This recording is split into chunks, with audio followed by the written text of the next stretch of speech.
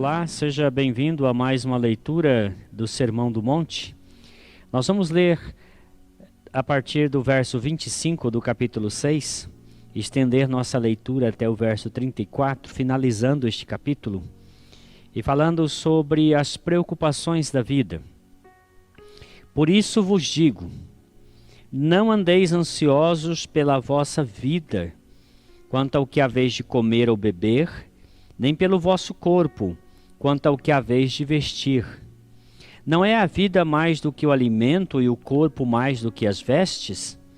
Observai as aves do céu, não semeiam, não colhem, nem ajuntam em celeiros. Contudo, vosso Pai Celeste as sustenta. Porventura não valeis vós muito mais do que as aves? Qual de vós, por ansioso que esteja, pode acrescentar um côvado ao curso da sua vida? E por que andais ansiosos quanto ao vestuário? Considerai como crescem os lírios do campo, eles não trabalham, nem fiam. Eu, contudo, vos afirmo que nem Salomão, em toda a sua glória, se vestiu como qualquer deles. Ora, se Deus veste assim a erva do campo que hoje existe, e amanhã é lançada no forno, quanto mais a vós outros, homens de pequena fé. Portanto, não vos inquieteis, dizendo, que comeremos, que beberemos, ou com que nos vestiremos? Porque os gentios é que procuram todas essas coisas. Pois vosso Pai Celeste sabe que necessitais de todas elas. Buscai, pois, em primeiro lugar o seu reino e a sua justiça, e todas estas coisas vos serão acrescentadas. Portanto, não vos inquieteis com o dia de amanhã, porque o amanhã trará os seus cuidados, basta ao dia o seu próprio mal. Bom, o que nós precisamos entender e prestar bastante atenção nesta parte da leitura é não lê-la desconectada dos versos anteriores, porque no começo do verso 25 ele diz por isso, indicando que agora ele vai aplicar os ensinamentos que já havia apresentado nos versos anteriores. Então nós podemos pegar o capítulo 6 e dividi-lo claramente em duas partes. A primeira parte indo até o verso 18, constituindo os assuntos referentes às práticas piedosas. Mas a partir do verso 19 até o verso 34, Jesus está falando sobre a vida do discípulo em relação aos recursos, em relação às coisas deste mundo, os cuidados, as preocupações, a questão de não acumular tesouros e não andar ansioso. Dois imperativos são apresentados aqui, e são imperativos proibitivos. No verso 19 ele diz, não acumuleis para vós outros tesouros na terra. E o verso 25, não andem ansiosos pela vossa vida. São duas coisas complementares. Então, o que ele está querendo dizer é, se nós não dermos atenção ao primeiro, nós vamos cair no segundo. Se nós ficarmos acumulando para nós tesouros neste mundo e nessa ideia de acumular por acumular, de ter uma perspectiva materialista, completamente voltada para adquirir recursos e pensar somente em nós, nós vamos chegar ao momento em que haveremos de ficar ansiosos pelo amanhã, ansioso por saber, será que a Bolsa de Valores amanhã estará em alta ou vai ter queda? Como será a cotação do dólar? E assim por diante, porque o nosso coração está onde está o nosso tesouro. E porque o nosso coração está voltado para isso, é normal que a ansiedade surja. Mas quando o nosso coração está nas coisas eternas, isso já em si é um antídoto contra a ansiedade. Se o meu coração e meus olhos são bons, eu estou focado naquilo que realmente importa. Eu não estou desfocado, olhando em diversas direções. E eu sirvo a Deus e não às riquezas. A questão não é exatamente ter ou não ter riquezas. A questão é ser tido por elas.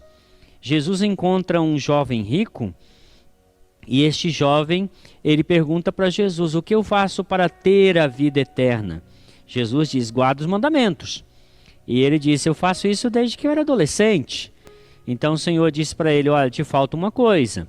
Vai, vende o que você tem, dá aos pobres e segue-me, você terá um tesouro nos céus.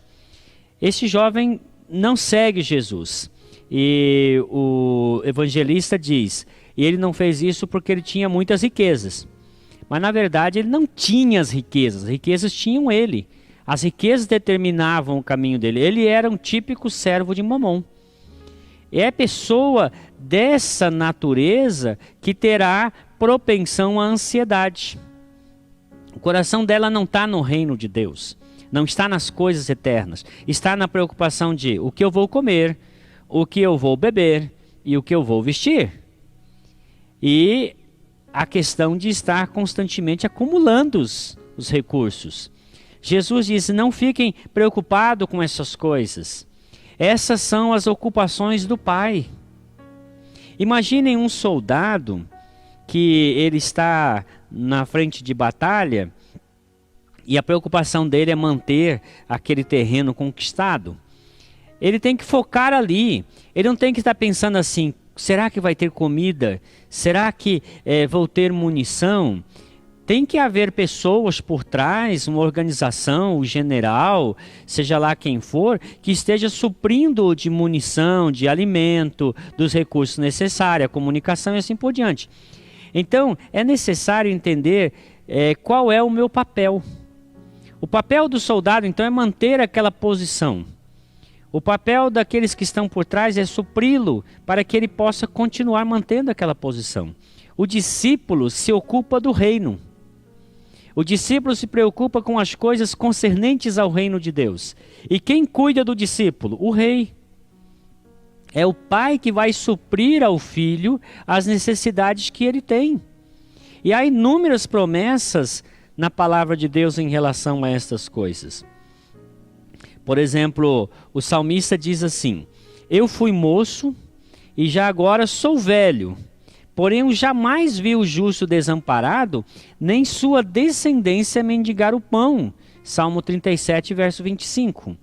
E Paulo escreve aos Filipenses e diz a eles assim: o meu Deus, segundo a sua riqueza em glória, há de suprir em Cristo Jesus cada uma de vossas necessidades. Observe que Jesus está falando de necessidades.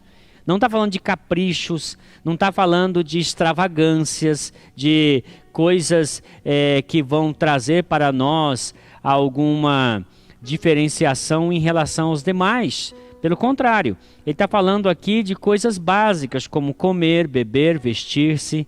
E evidentemente que isso se estende ao onde morar, a como estar protegido do frio, ou seja, condições básicas para uma vida digna.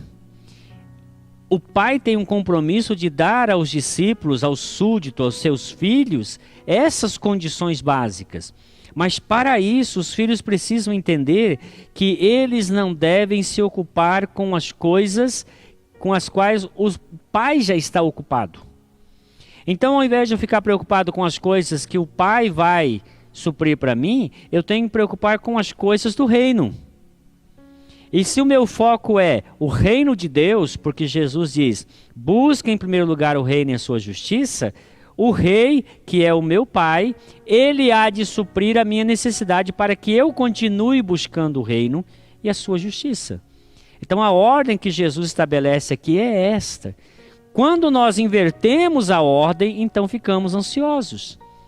Ele está dando uma dica. O seu foco vai determinar se você vai ficar ansioso ou confiante. Aquele que busca o reino e a justiça, ele pode confiar, pode estar seguro que o Pai há de suprir suas necessidades. Então, com isso, Jesus estava chamando a atenção para o fato de que em momento algum nós somos aqueles que suprem as nossas necessidades. Sempre é o Pai. Tiago diz: toda boa dádiva, todo dom perfeito vem do Pai das luzes, em quem não há sombra de variação ou mudança. É Ele quem cuida dos seus filhos. Wesley observa que o que nós estamos lidando aqui é exatamente com o fato de uma ilustração natural. Jesus fala dos pássaros e dos lírios. É natural que os pássaros busquem o alimento que o Pai provê. É natural que os lírios se revistam da beleza e façam isso de maneira natural. Então é natural aos discípulos terem o suprimento das suas necessidades, assim como é natural o Pai suprir o pássaro e dar ao lírio a beleza que nem Salomão conseguiu em todo o seu esplendor. Assim o discípulo tem que entender, se ele é discípulo, ele pode confiar tranquilamente que o Pai há de cuidar de todas as suas necessidades. Observem que Jesus está chamando a atenção para uma questão de prioridade. E a prioridade do discípulo deve ser o reino de Deus. E quando eu busco o reino de Deus, eu não tenho necessidade de estar ansioso. Eu posso apresentar ao rei as minhas demandas, as minhas necessidades. Deus cuida de nós enquanto nós cuidamos das coisas pertinentes ao seu reino. Agora, quando eu não busco o reino de Deus, estou buscando tantas outras coisas que não têm nenhuma relação com o reino de Deus, é natural que eu fique ansioso. Se eu não quero ficar ansioso, eu preciso focar naquilo que é minha parte. E minha parte como discípulo é buscar o reino de Deus e sua justiça. Qual é a parte de Deus? Suprir todas as minhas necessidades. Essa é a lição que Jesus está apresentando aqui. Então, ao invés de ficarmos ansiosos, devemos buscar o reino de Deus e a sua justiça antes de todas as coisas. E procurando estas coisas, Deus providenciará a nós aquilo que é nossa necessidade. O salmista, Salmo 55, versículo 22, ele diz assim: lance os seus cuidados sobre o Senhor, Ele o susterá, jamais permitirá que o justo seja abalado. Pedro pega essa expressão e diz: lançando sobre ele todas as nossas ansiedades, porque ele tem cuidado de nós. O salmista ainda no Salmo 37 diz assim: confia no Senhor e faz o bem, habita na terra e alimenta-te da verdade, agrada-te do Senhor e Ele satisfará os desejos do teu coração. Entrega o teu caminho ao Senhor, confia nele e o mais Ele fará. Aqui o salmista está ensinando já previamente o que Jesus tem a dizer sobre como lidar com a ansiedade. E o apóstolo Paulo nos dá uma dica preciosa em Filipenses 4, versículo 6, dizendo que a oração é um outro antídoto contra a ansiedade. Não andeis ansiosos de coisa alguma. Em tudo, porém, sejam conhecidas diante de Deus as vossas petições, pela oração, pela súplica, com ações de graças. Nós podemos juntar a orientação de Jesus e a de Paulo e entender o seguinte: Jesus está dizendo, não precisam ficar ansiosos. Mas se você está ansioso, preste atenção onde está o seu coração. Veja, será que o seu coração não está em coisas que são a razão, são a base, são as fontes da tua própria ansiedade? Coloca o seu coração em Deus, nas coisas de Deus. O Pai há de prover todas as suas necessidades.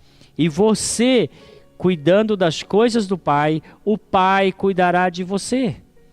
E por fim, não fiquem preocupados com essas coisas. Faça disso objeto das suas orações. E com certeza, o Deus de toda a graça, o Senhor que é dono do ouro e da prata, há de suprir nossas necessidades em Cristo Jesus, segundo o seu bom coração. Que Deus assim o abençoe em nome de Jesus.